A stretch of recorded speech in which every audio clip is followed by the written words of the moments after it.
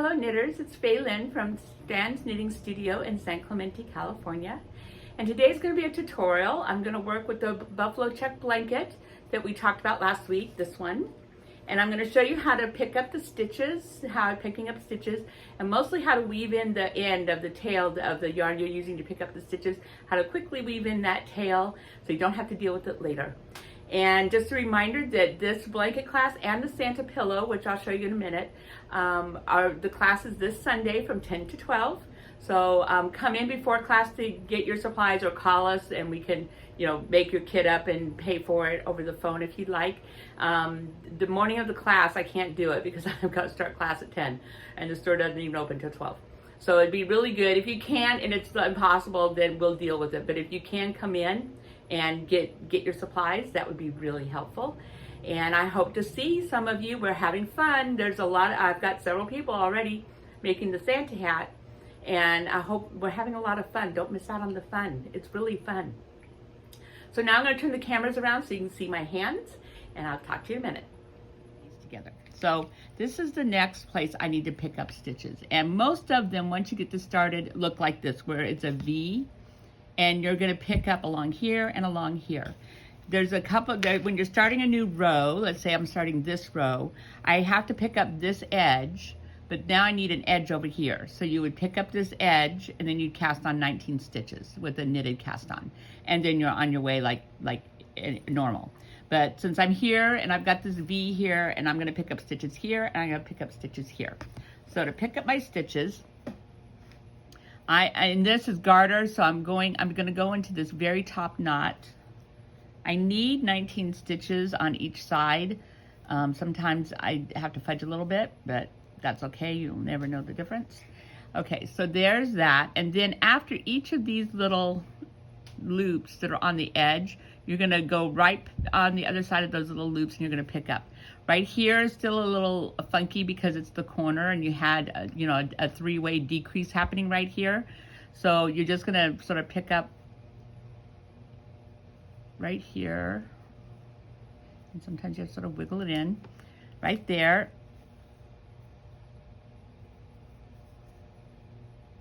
And then my next pickup is going to be on the other side of this bump. And this gets pretty simple now because the yarn's loose. You don't have a bunch of decreases in the same place. And this is also where you start to do the twisty thing to weave in your end. So here's my end.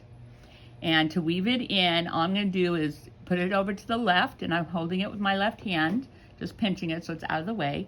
And I'll pick up this stitch. And then I go, again, here's the little bumpy thing. I go on the other side of the bumpy thing, twist, pick up a stitch, go on the other side of the little bump, twist, pick up a stitch, go on the other side of the little bump, twist, and I do this for about 5 or 6 stitches. Do one more. Go right on the in the bump. Now I don't want to pick up here because I end up with a pretty big hole, or if I pick up here, I end up with a pretty big hole. I don't want holes. See, I don't really have holes, and so it's sort of going into this little knot here. And one more time, I'm going to do that, and now that's done. And this is what it looks like on the back side, which you're going to see pick up stitches. See, here you can see this is where I wove it in. I'll be cutting that, but this is where I wove it in, and this is where I wove this in. And then that's what it looks like, the weave in. So you have color change happening because you're changing colors. So this really is pretty invisible. And then the only thing I do is to make sure that this stitch didn't get too loose, I will go ahead and pull on this. Not that, sorry. The tail. I'll pull on the tail. And just, you can feel it move and it tightens everything up. And then I spread it out again just to make sure that's not too tight. And now I can finish picking up my stitches. So I have 2, 4, 6, 7 stitches so far. And I'm just going on the other side of the bump, other side of the bump, other side of the bump. And that's all there is to this. That's it.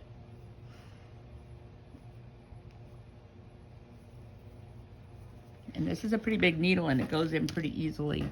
You're really not fighting it because there's a spot there that is open, that it slides right in.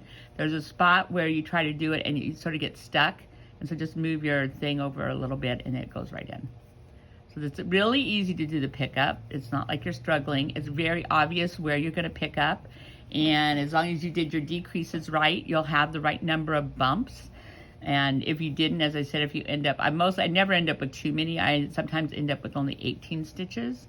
And then I just don't do the decrease the very first time for that row when I get to the decrease. So I've got 2, 4, 6, 8, 10, 12, 14, 16, 18, 19. Is that right? 2, 4, 6, 8, 10, 12, 13, 14, 15, 16, 17, 18. Okay, so here I've got 18. So now I'm not going to pick up in the white because I don't want the white showing in my black square. So I'm just going to live with 18, and then I'm going to pick up right here. And again, after the bump,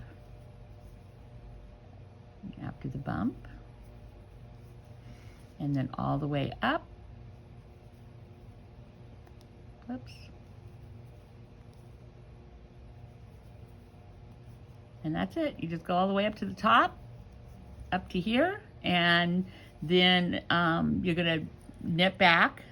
And I knit back in the back of the loop so that I twist the stitch and it just tightens it down a little bit more.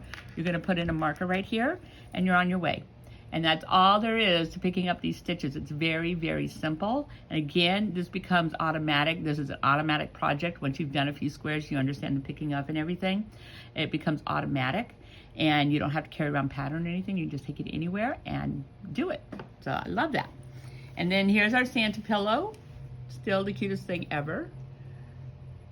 And yeah, we got actually several people doing a 20 by 20. Remember I said I wouldn't be doing a 20 by 20. This is a 10 by 10. And this is the Santa Claus are bigger. And then we got some people doing the whole 20 by 21. So I hope to see you Sunday, the 8th, this Sunday at 10 o'clock for either project is good. You can start either one of them. And be on your way to some really fun gift giving for the holidays.